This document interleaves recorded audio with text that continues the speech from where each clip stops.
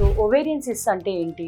అండాశయాల్లో కణితులు, అంటే అండాశయాల్లో గడ్డలు చిన్నవి కానీ పెద్దవి కానీ వీటిలో డిఫరెంట్ టైప్స్ ఆఫ్ సిస్ ఉంటాయి. ఫస్ట్ వచ్చేసి ఫంక్షనల్ సిస్. ఇవేంటంటే ఎవ్రీ మంత్ ఓవ్యులేషన్ అయినప్పుడు చిన్న చిన్న సిస్ లాగా ఎగ్ రిలీజ్ అయిన తర్వాత ఫామ్ అవుతుంది. వాటికి ఏమి మనం వరి అవ్వాల్సిన అవసరం లేదు. సెకండ్ వచ్చేసి సింపుల్ సిస్. సింపుల్ సిస్ట్ అంటే ఇవి మామూలు నీటి కణితులు లాంటివి. సో అది డిఫరెంట్ సైజెస్ ఉంటూ ఉంటాయి. దీనిలో కూడా అవసరమైనప్పుడు సర్జరీ అవసరం అవుతుంది, లేదంటే లేదు. నెక్స్ట్ వచ్చేసి ఎండోమెట్రియోటిక్ సిస్ట్ అంటే చాక్లెట్ సిస్ట్ ఆఫ్ ఓవరీ అంటాము.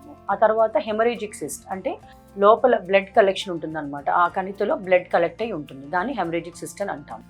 ఇంకొకటి పీసీఓడి. చాలా మంది పీసీఓడినే ఓవేరియన్ సిస్ట్ అని అనుకుంటున్నారు. పీసీఓడి ఏంటంటే చిన్న చిన్న మల్టిపుల్ ఇమ్మెచ్యూర్ ఫాలికల్స్ ఉంటాయి. అది యాక్చువల్గా సిస్ట్ ఏం కాదు. చాలా మంది ఎంత సివియర్గా ఉంది, ఎంత పెద్దగా ఉన్నాయి అని అడుగుతారు. PCOD is different from ovarian cyst.